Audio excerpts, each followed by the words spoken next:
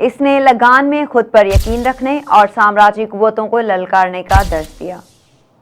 دل چاہتا ہے میں دوستی اور اس کی اہمیت کو اجاگر کیا۔ رنگ دے بسنتی میں جدید دور کے چندر شیکھر آزاد کے روپ میں ہند پر جلد نچھاور کر دی۔ یہی تو تھا جس نے 29 مارچ 1857 کو سور کی چربی والے کارتوسوں کے خلاف بغاوت کرتے ہوئے کوارٹر گارڈ کے سامنے اپنے سارجنٹ میجر پر گولیاں برسا دی اور آزادی کی جنگ کے پہلے ہیرو منگل پانڈے کو بڑے پردے پر امر کر دیا۔ اس نے تارے زمین پر کے ذریعے اسپیشل بچوں پر خاص توجہ دینے کا پیغام دیا۔